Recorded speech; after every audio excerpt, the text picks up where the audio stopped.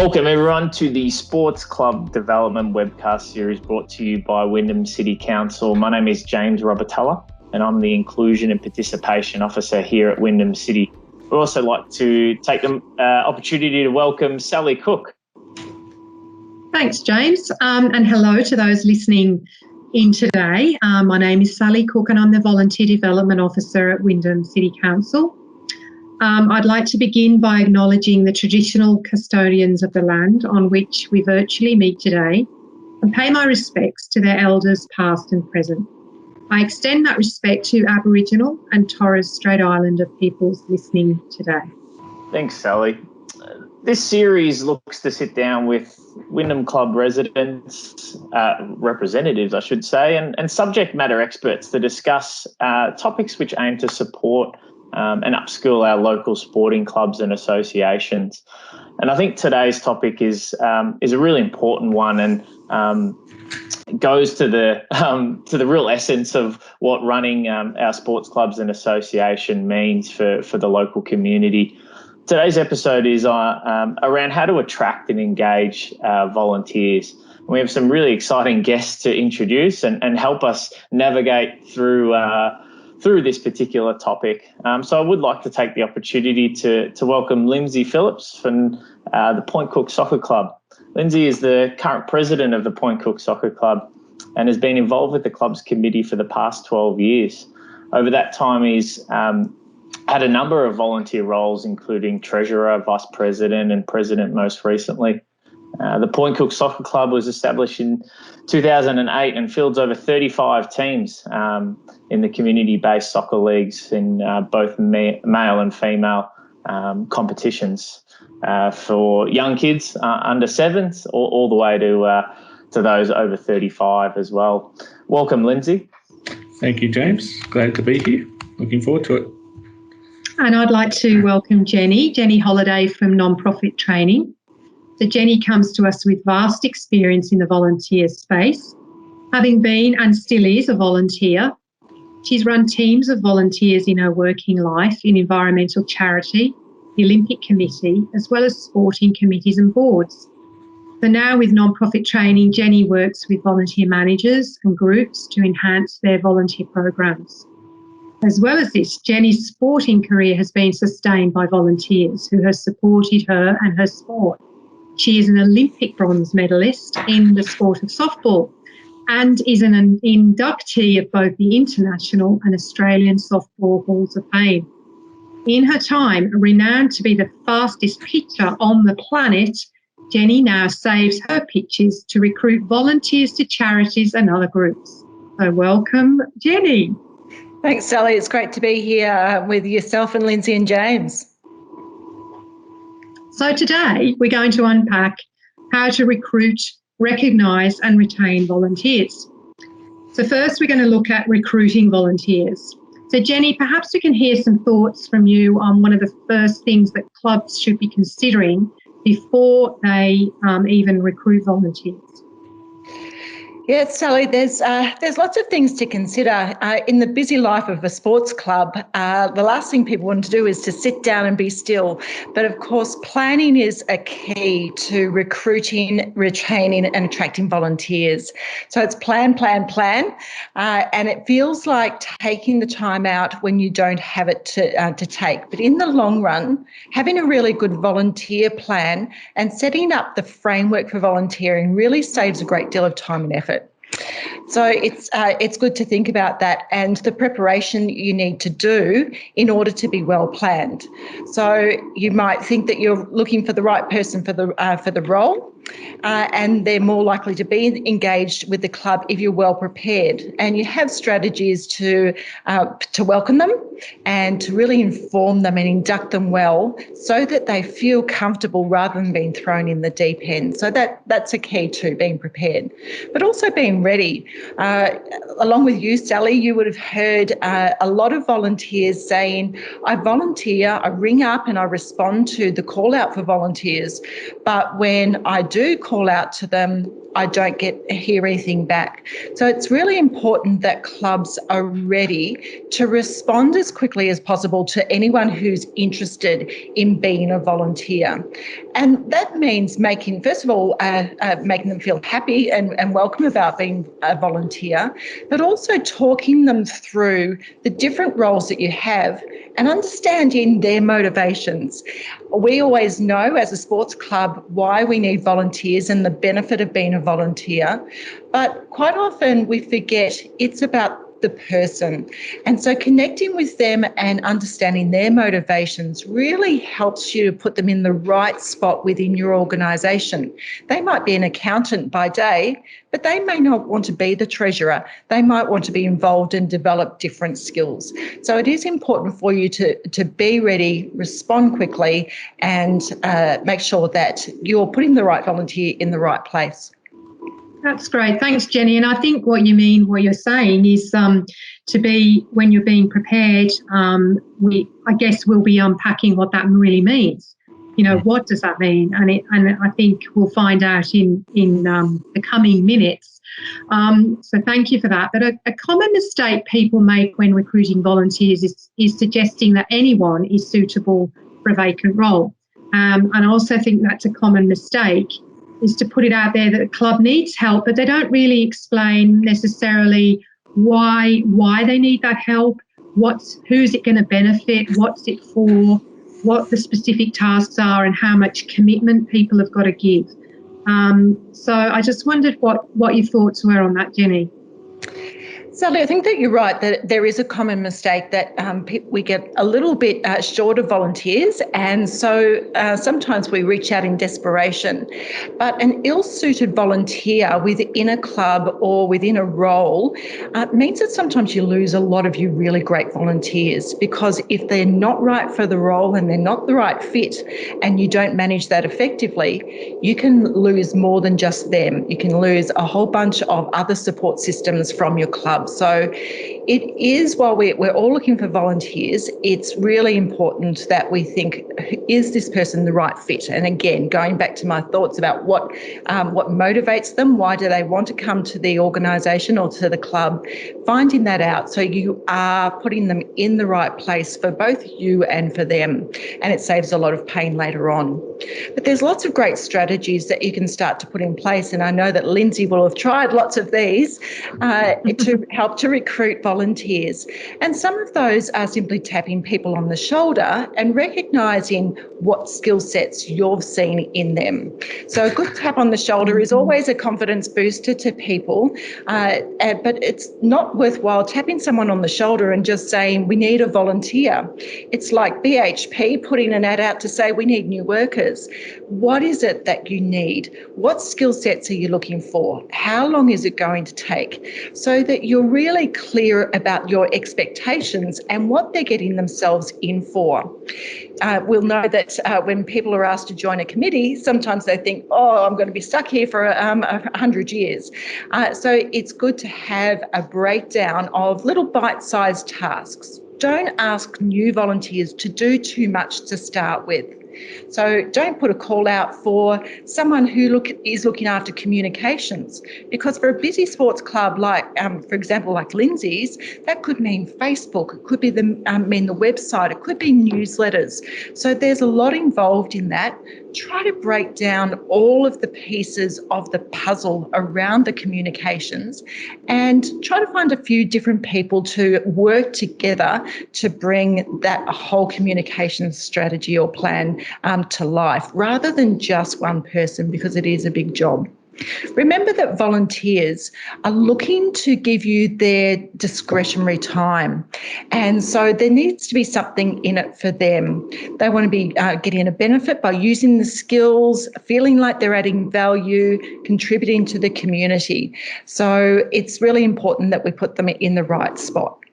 And there could be something such as instigator, every club member is a volunteer. And that could be where you've got lots of teams in your club. It could be that you allocate volunteer roles to each and every team and each and every person, such as it's your job this week to say hello to some people that you've never met before, because that means that you're looking to be inclusive and be welcoming. And it also teaches young people, as well as those people on the sidelines, their responsibility for making sure the club runs well. They're the members and the owners of the club, so it is their responsibility, not just the committees. So there are a few tips: breaking down the roles, making it clear why it's good to be a volunteer at your club, what's great about being a volunteer and what's great about your club, and then breaking down those tasks.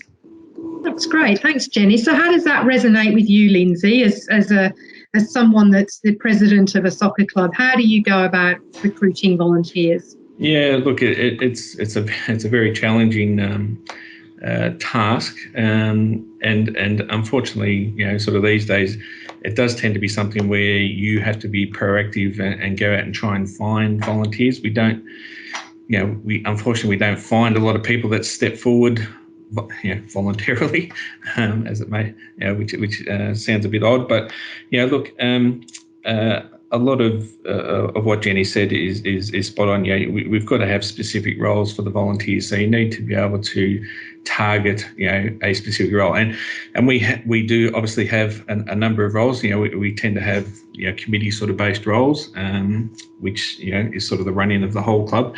But the other very important and key volunteer roles that we have are sort of all the coaches for the teams. And trying to get them involved. We have a lot of tools that we use. We do use Facebook expressions of interest. I mean, if anyone goes on Facebook that have liked a couple of sporting organisations, they'll see at this time of the year expressions of interest for coaches, for players, for all sorts of stuff. And the other thing, the old favourite is word of mouth and the network within your club, not necessarily your committee, but your coaching network.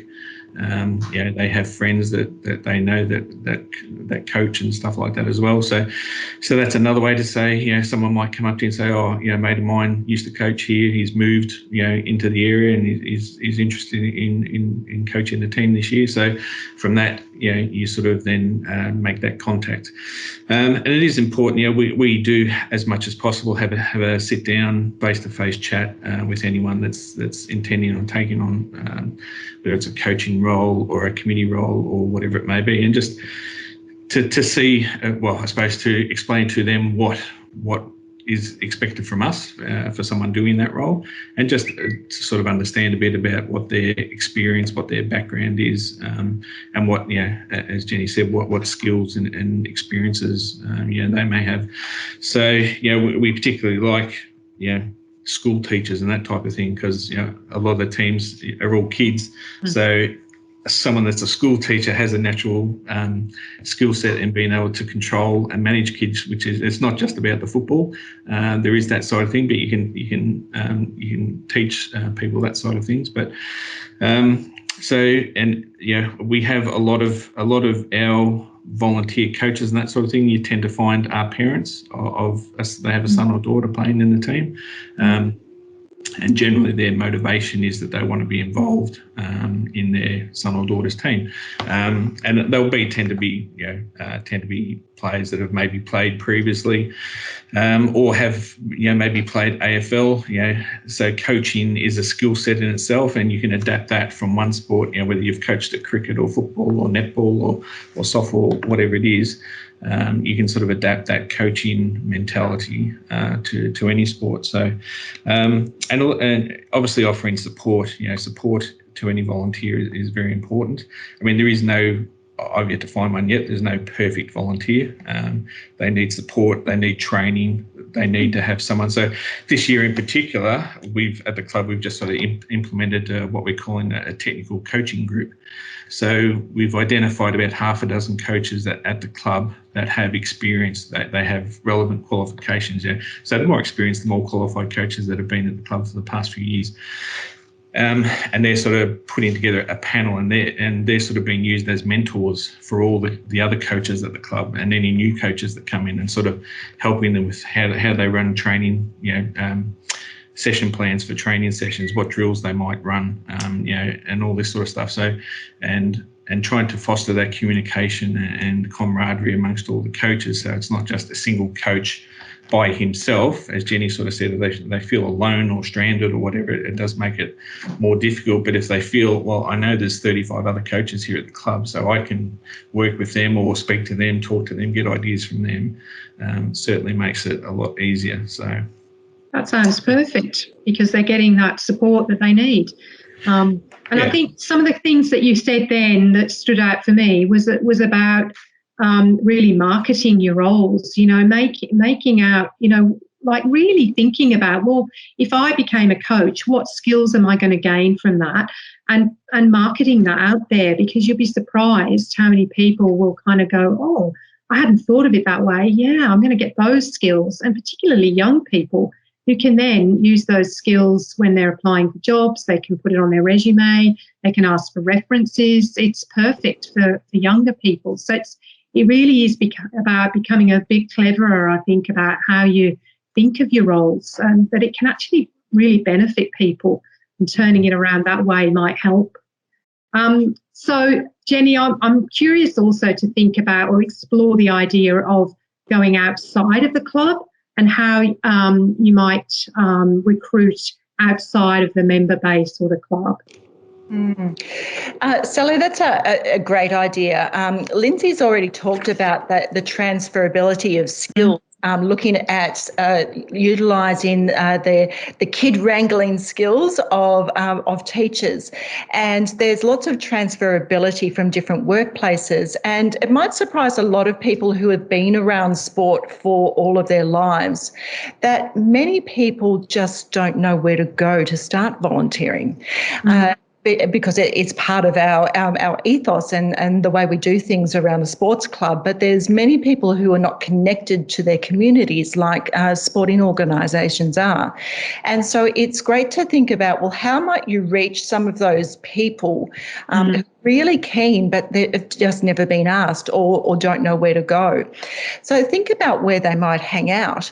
I know down at Wyndham there's a lot of logistics companies that have their base out there. And so for a big soccer club like Lindsay's, there's a lot of logistics around the rostering and where people are going to play and who's going to be coaching who. So look for experts in logistics, and there's a lot of organisations that sit there at Wyndham, and it may just be getting talking to somebody within those organisations and say, look, we're after some volunteers. These are the sorts of roles we think it fits really well with some of your workforce. How about it? And it might be that they don't have anyone right there, but it might be that they've got some just recently retired people who are looking for some things to do, or people who are starting to look at retirement and maybe looking for some of those transition roles. So where might they hang out? So they might hang out within businesses around Wyndham. So the locality makes it easy. But also think about where those people might visit. Everyone goes to the supermarket. Everyone goes to the doctor's surgery. So think about some of those common places where people might notice different notices about you looking for volunteers, and make some connections with those people.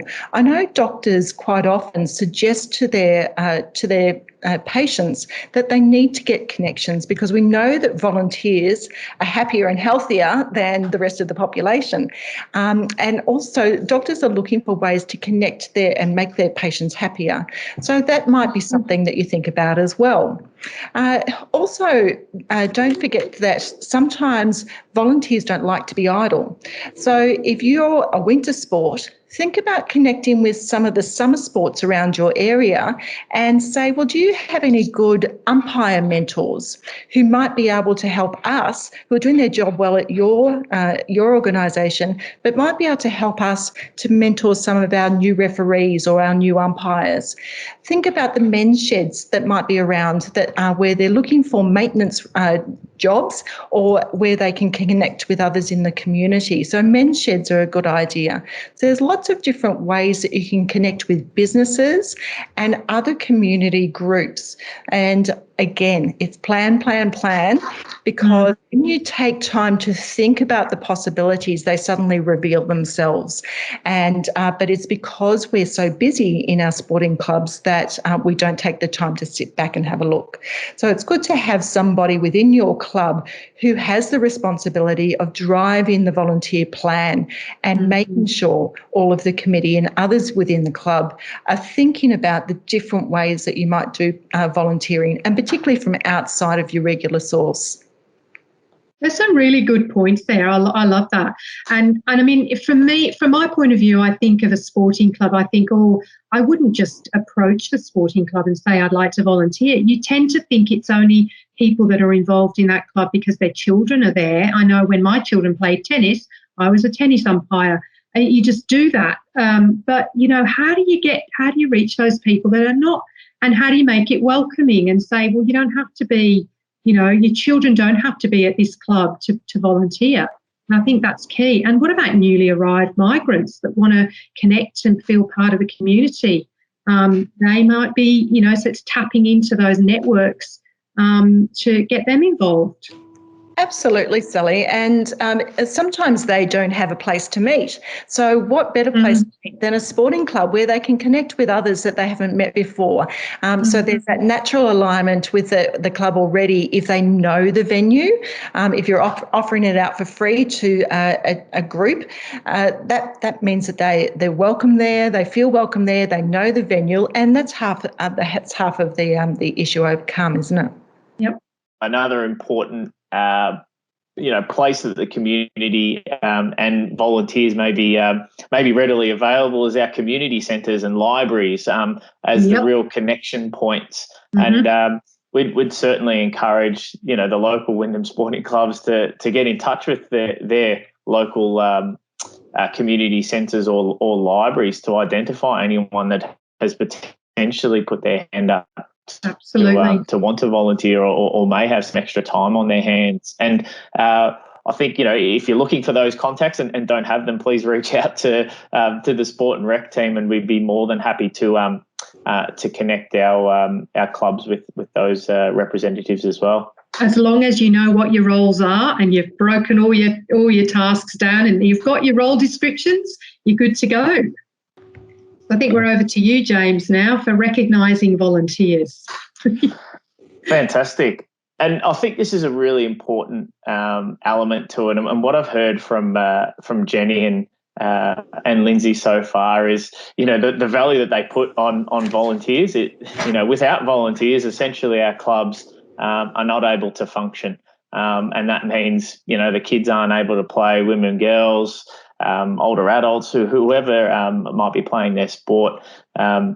Without the volunteers assisting in running the club, it's just not going to happen. So, Jenny, I'm really keen to understand why volunteer recognition, in your opinion, and appreciation is so important. Can you tell us some of the ways in which this, recognition and appreciation can be achieved effectively? James, I think it comes from knowing your volunteer base really well.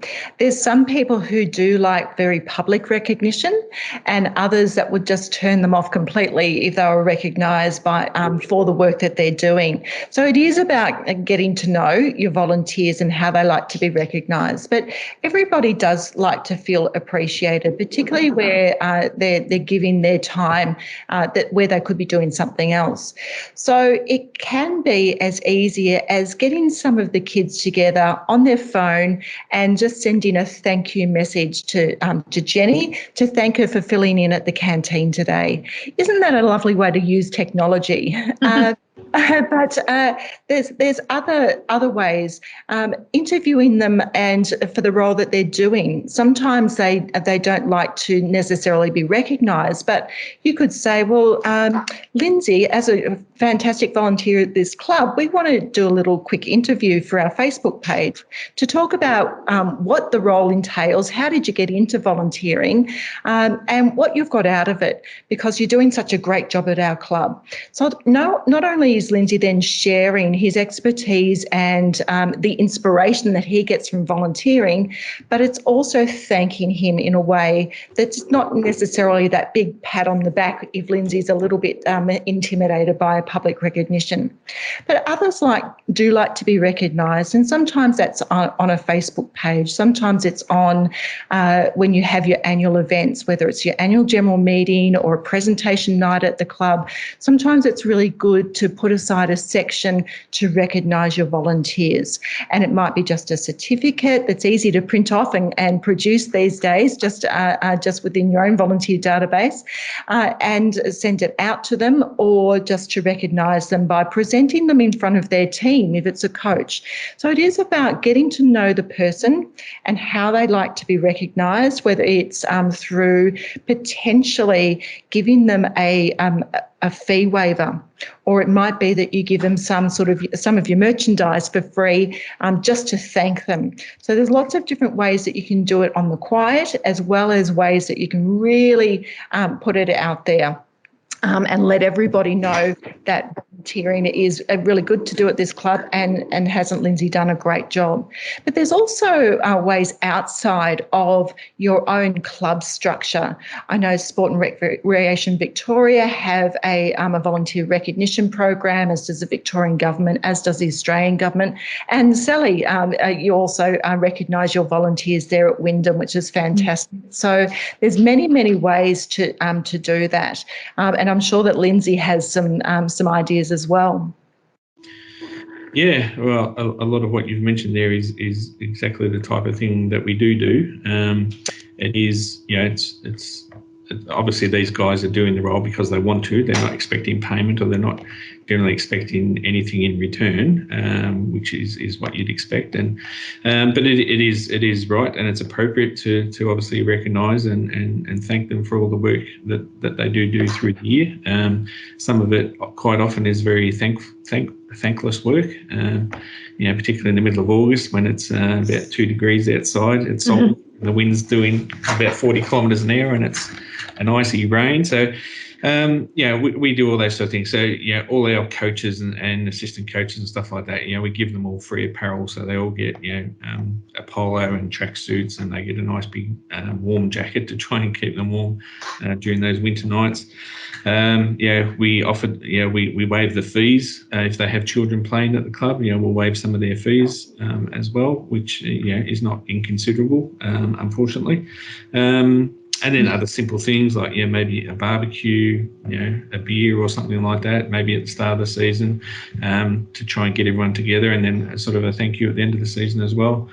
And other little things like we get, through our various contacts, we get like free tickets to A-League games or W-League games and stuff like that. So we tend to just pass them around to the volunteers rather than just offering them to anyone. So we'll give them to the volunteer coaches or committee members or whatever, and say, here's a family pass. Take your wife and kids to the game next week and stuff like that. So it is, and obviously things like at AGMs and stuff like that, you thank all the volunteers, all the committee members, and that type of thing. So so they're the sorts of things we do as a club.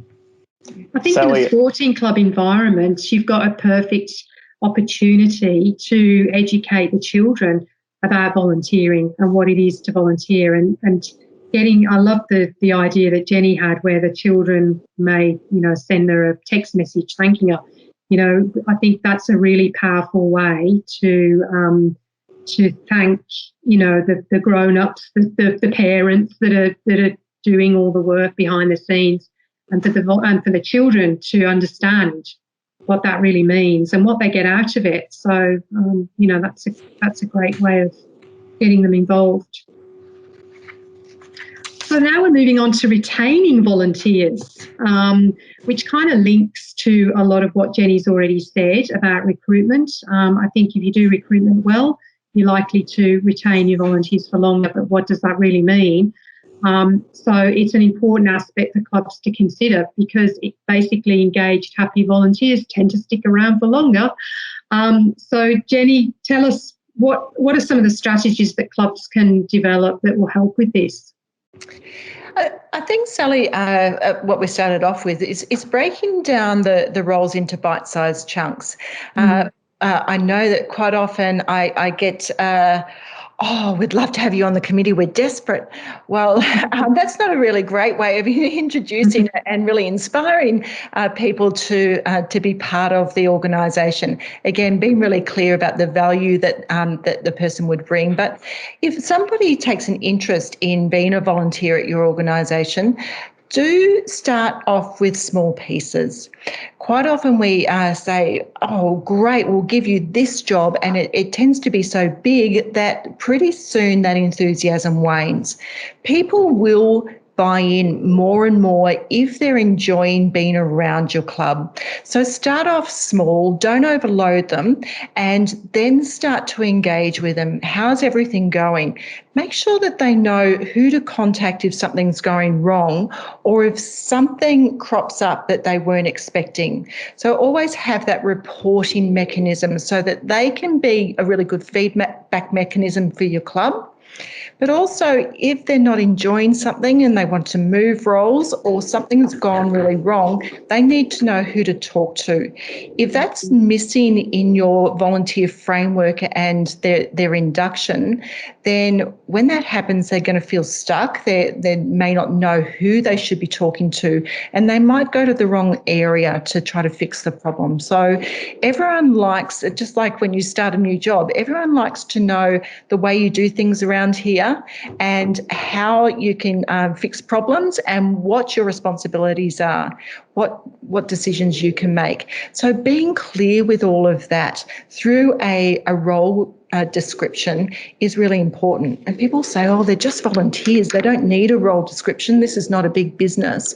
But by having a role description, it does set some expectations, because we should have expectations. As Lindsay said, he sits down at their club with new volunteers to say, well, this is what we do and this is how we do it here, so that everyone has those boundaries and knows what's expected of them up front, so that there's no nasty surprises. But it also means that you can feel like you're in control of your little piece of the club, and that you can do a really good job. So be flexible, but again, make sure that you're talking to the people who you're recruiting about the skills that they want to use, and get that information down on your database. Quite often when people have a sticky problem at a sports club, they forget to talk to their member and volunteer database. So if you're collecting information about a person and what sort of skills that they do or their job outside of your club, it's good to be able to reflect on that. And when you do have a sticky problem, just say, hey, Jenny, I noticed you do this in your everyday job. Would you be able to help us out here? And so you might be expanding their role, but they'll soon tell you whether they can have the capability to do that or the time to do that or not. But also that time element is important. Make sure that there's no one job where people are taking too much time. I know that as soon as I hear the words, it's quicker if I just do it myself, we've got a problem. I've got a problem there. And probably we need to wrest control of that particular activity from a volunteer who might have held it for a long period of time. What that means is nobody else is able to take it over. So it makes it really difficult then to recruit and retain people into that role. So having conversations with people, and particularly if something's not going quite right with that volunteer, challenging behaviours can pop up quite quickly when there's people that are new to the club and you haven't had much experience with them before. And as I mentioned at the start, the wrong volunteer in the wrong role can be really detrimental to your club. So it is about being courageous if something's going wrong and having a critical conversation with those people and setting it right, and maybe taking them through another induction or mentoring them, buddying them up with somebody else who has experience. And it does take courage, because sports clubs are pretty tight-knit communities and everyone's mates, but that doesn't mean that things don't go wrong. So when things do start to go wrong, it's very important that you have this person with the skills to be able to manage that difficult conversation.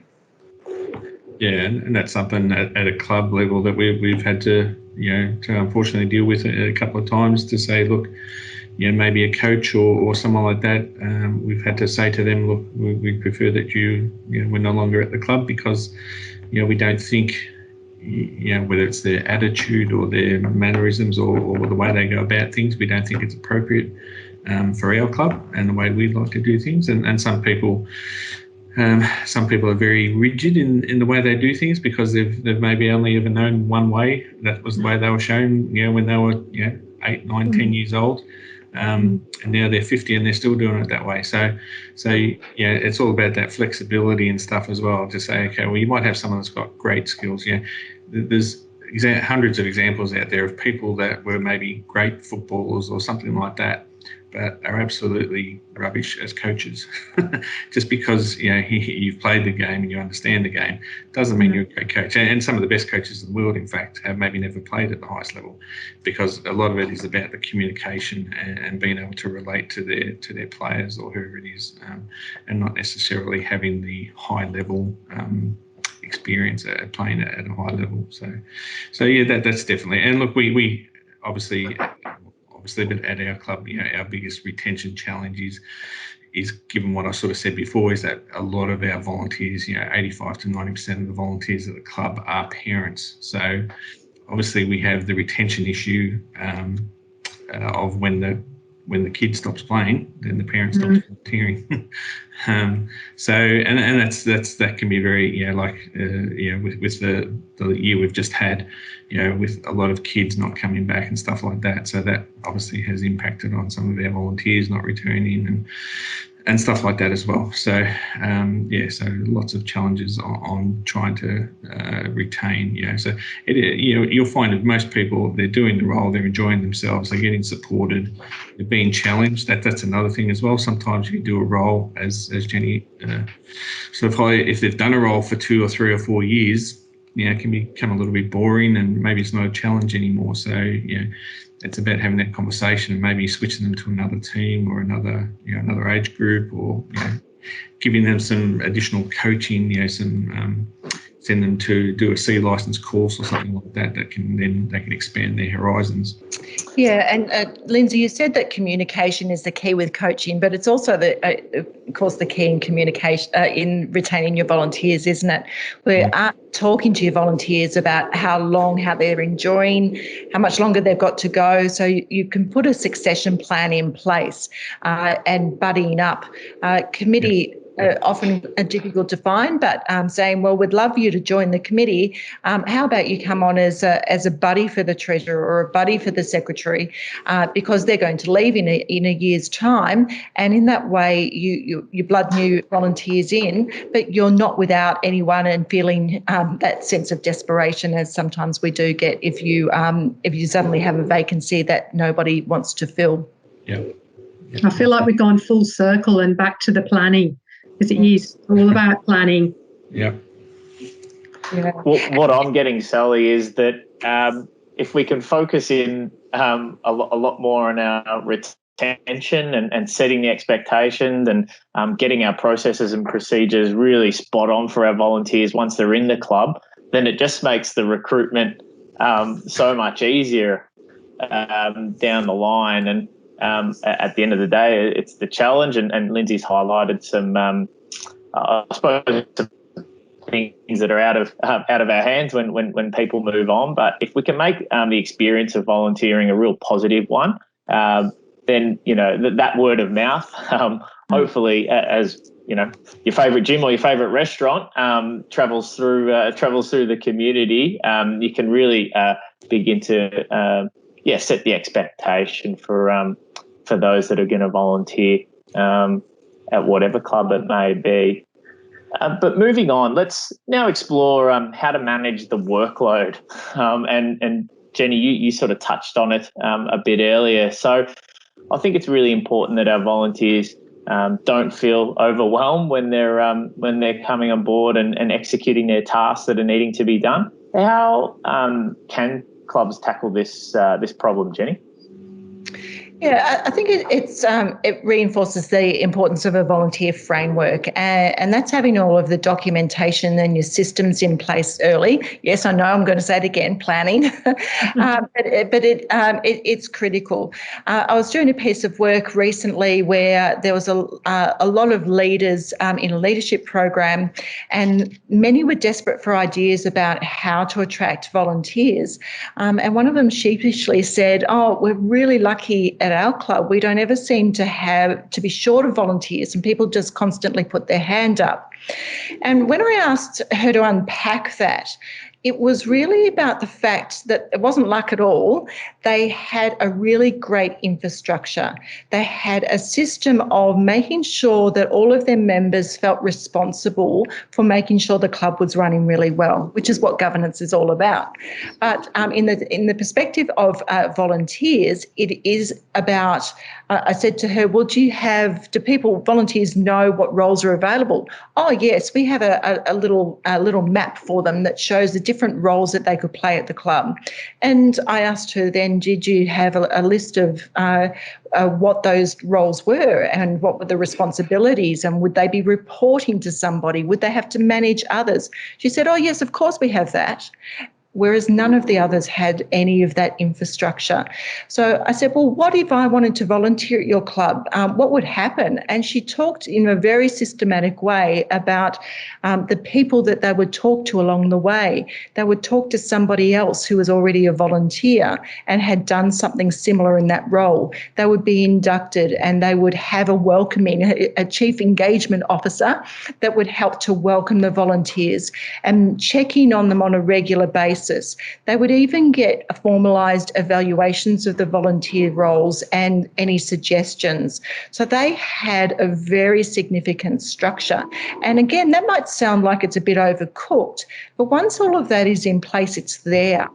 And what they did once a year was to have a mapping role of who does what the president does, what the president doesn't do, what the secretary does and what the secretary doesn't do, so that everybody is aware of all of the things that the different roles around the club were playing.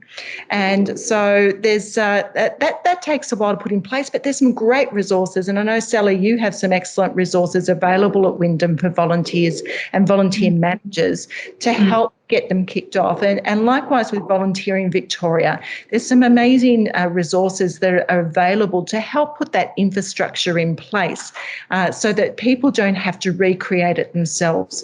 But also a lot of clubs that are doing well have a good network of support clubs in their area, whether it's their own club or with their own sport, or whether it's different sports within the local area that they exchange ideas and sometimes volunteers with. And so committing to keeping that networking going. Again, I know it's a bit of extra time for clubs and associations, but it's a really valuable insight into how other organisations are doing it well.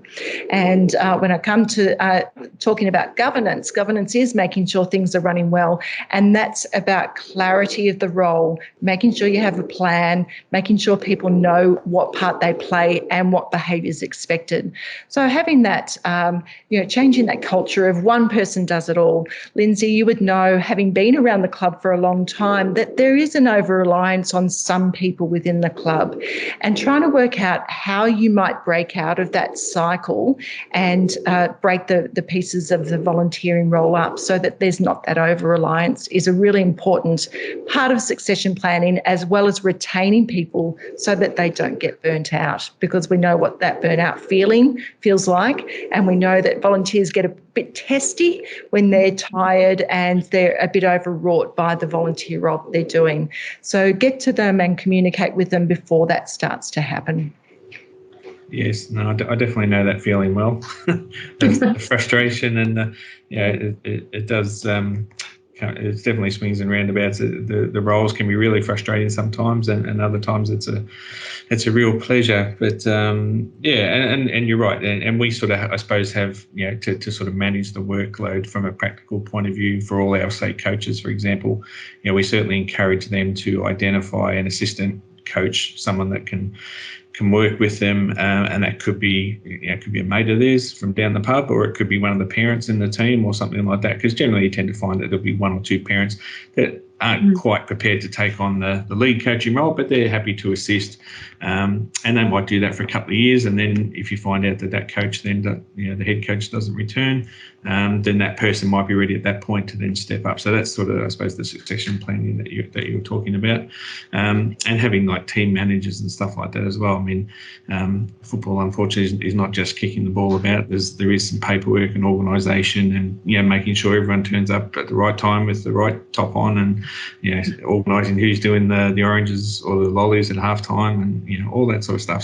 So we tend to, where we can, have someone that sort of does a lot of the admin stuff, and then the coaches tend to just focus purely on the coaching, and having those couple of people there to sort of have an assistant. Committee roles are a little bit more difficult, because it is challenging.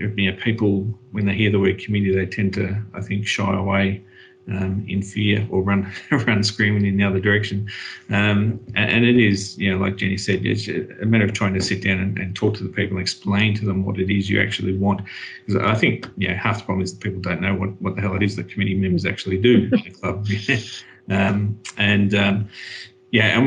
it is a challenging role, and it's difficult. And one of the first things that I always say to people is, who might have had, say, kids at the club for 4 or 5 years and stuff like that, I said, well, the first thing you've got to realise when you go on a committee is that you're no longer, or you have to distinguish between being on a committee and being a parent, or being involved in a particular team, because the committee has to do what is best for the entire club, not for individual teams, not for individual players, individual coaches, individual parents. Okay, so you've got to sometimes, not sometimes, quite often, we make decisions that as a committee that people don't like, and they object to it and they complain about it.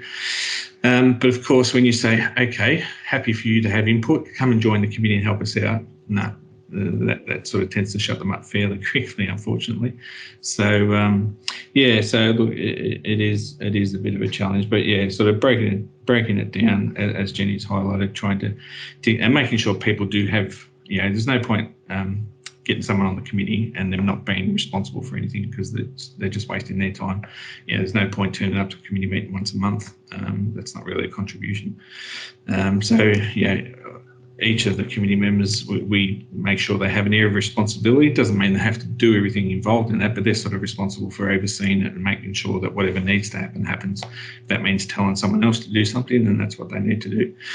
And then there's obviously other things where, it's all hands on deck. Everyone just jumps in. If we're sorting out, playing kits, when, you get, 500 training tops and shorts and pairs of socks turn up, everyone pitches in and tries to sort through all that, or run in tournaments or whatever it may be. So it is varied roles that everyone does have on the committee. It's not just necessarily what you're responsible for, it's what everyone else is responsible for as well.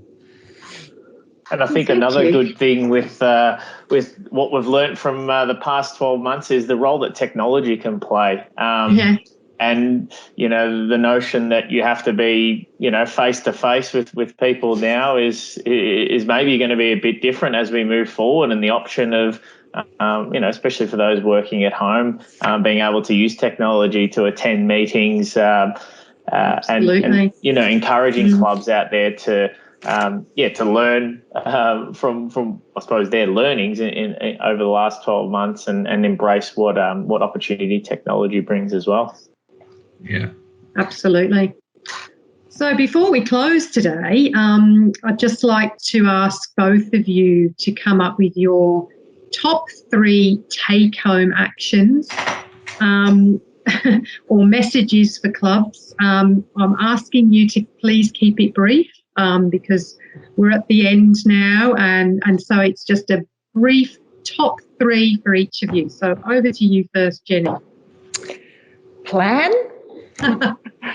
Link into the second one is link into to the resources at Wyndham, James and the Sport and Rec team, as well as Sally and her volunteering team. So link into them. They've got some gold resources that will help you along the way.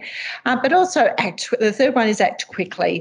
If something's not going well with your volunteer team and you need to manage that person or exit them from the club, do that really quickly so it doesn't affect the rest of your club.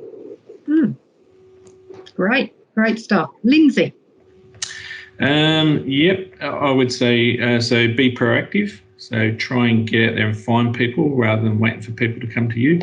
And that's through networks and all the other various, advertising, that sort of stuff. So doing all that sort of thing. And as we've highlighted before, explain the role, what's required, what's involved, so they have a good understanding of the expectation of them and what they need to do. And the third thing would be, good, regular, clear communication, particularly to volunteers and also, to parents and other members, players and stuff as well, but particularly to volunteers. You've got to make sure they're across all the issues because as a committee, we're a small committee and we can't, communicate with 300, 400 people. So these guys are sort of the pseudo committee. So we tell them these are the key issues. This is what's happening. If parents are asking questions, this is what you need to tell them. So that's the 3 things I would say. Fantastic. Look, that's great. Some really good discussion points there, and hopefully that's going to help people that are listening to this session. And as I said, as Jenny said, there are resources available. A lot of them are sitting on the website, on the Wyndham website, wyndham.vic.gov.au, and just type in the words volunteering or sport and recreation, and it'll link you to various pages. But just before we close, just as it's an opportunity for me to let clubs know that we do have a Wyndham Volunteer Manager Network. So there's many clubs out there that manage volunteers, or they all do.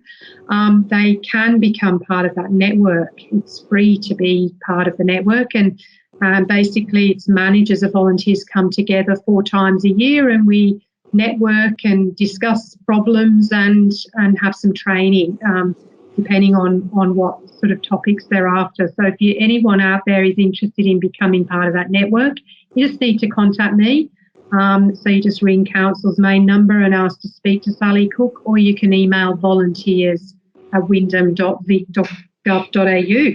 And the other thing to mention is that we run free community training for volunteers, for community groups and organisations. Some of the topics are around governance and best practice and running effective committees. And some of the topics are around managing your volunteers, managing risk and safety, best practice for volunteer management, volunteer recognition and appreciation ideas, disability confidence, running meetings online, all sorts of topics. They're all free, but you do have to register. Go onto the Wyndham website, type in community training calendar, and you'll see the different topics, and hopefully those topics can help some of the clubs out there with some of their volunteer management questions and queries. So that's it from me. Thank you, Lindsay and Jenny. Over to you, James. Thank you, Sally. And look, in closing, there's been some fantastic insight into what it takes to recruit, recognise and retain our volunteers in local sports clubs and associations, and I suppose the effort that our leaders out there and all the sports clubs and associations, the wonderful work they do. Without volunteers, community sport just doesn't happen. So thank you, Jenny, for providing your insights and your expertise, and thank you, Lindsay, for providing your insight into what it means to be a volunteer at a local Wyndham Sports Club. I've learnt a lot. And I hope those out there listening today have been able to see what it does take to improve volunteering at your club. So wish you all the best, and we look forward to catching up with you at the next club development webcast coming soon. Bye for now.